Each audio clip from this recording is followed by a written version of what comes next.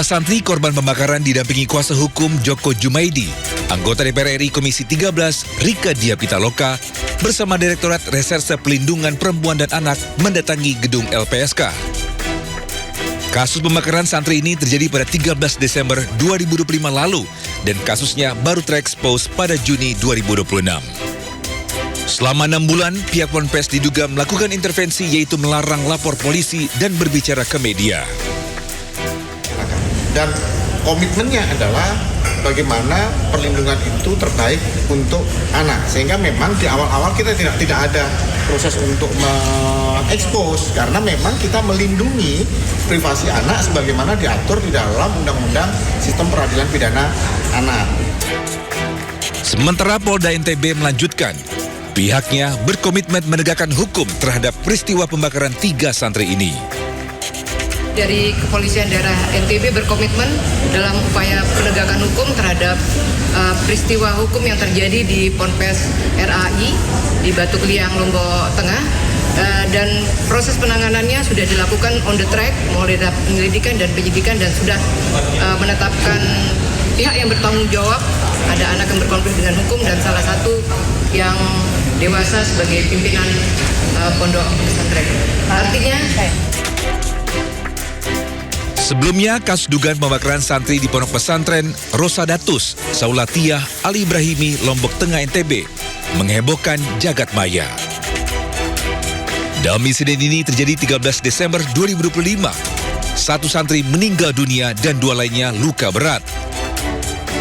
Polres Lombok Tengah menetapkan 2 tersangka yang merupakan kakak kelas korban dan pimpinan pondok pesantren. Kasus ini terjadi atas dugaan perundungan dan ancaman kepada para korban dari seorang senior. Dari Jakarta, Rio Manik, iNews melaporkan.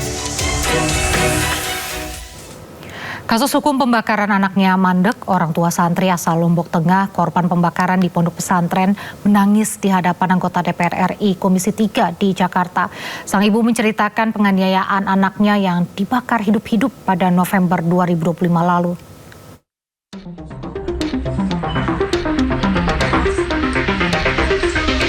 Bulan November lalu, sebuah pesantren di Lombok Tengah gempar karena adanya kasus pembakaran 3 santri. Naas, 1 dari 3 santri meninggal dunia telah menderita luka bakar sebesar 80%. Orang tua korban yang melaporkan ke polisi menilai kasusnya tidak berkembang, sehingga bertolak ke Jakarta untuk bertemu dengan anggota DPR RI. Selasa siang, orang tua korban akhirnya melakukan rapat dengar pendapat atau RDP dengan Komisi 3 DPR RI. Biarkan kasus kematian anak saya, Sahril Sobirin, menguap dan dilupakan hanya kami orang miskin yang tidak punya uang dan kekuasaan.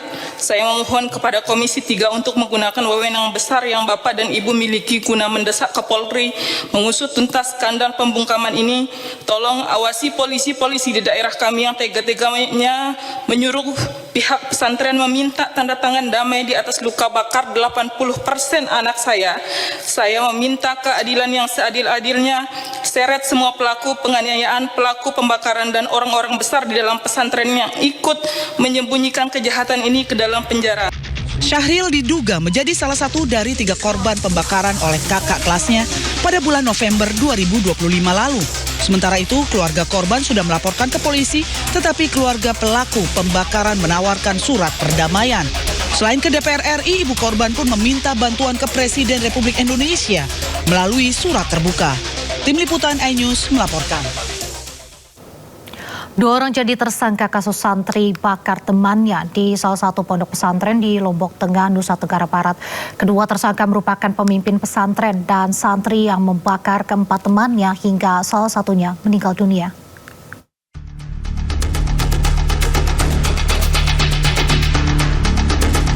Polresta Lombok Tengah, Nusa Tenggara Barat tetapkan 2 tersangka dalam kasus santri bakar santri di Desa Aikdare, Kecamatan Batu Kliang. Dalam konferensi pers di Polda Nusa Tenggara Barat, pemimpin pesantren dan santri yang membakar keempat temannya menjadi tersangka. Penetapan kedua tersangka dilakukan setelah polisi mengantongi alat bukti cukup melalui serangkaian penyelidikan, mulai dari pemeriksaan terhadap 20 saksi, olah tempat kejadian perkara, hingga hasil visum rekam medis korban. Meski sudah ditetapkan sebagai tersangka, namun keduanya belum ditahan karena santri MR masih di bawah umur dan baru dikenakan wajib lapor. Sementara pimpinan Ponpes sedang dalam keadaan tidak sehat sehingga pemeriksaan diundur. Dua orang ditetapkan sebagai tersangka. Yang pertama adalah MR yang merupakan anak yang berhadapan dengan hukum dan AMR. Kemudian khusus tersangka anak, penyidik telah berkoordinasi dengan Balai Pemasyarakatan Babas berdasarkan rekomendasi yang diberikan.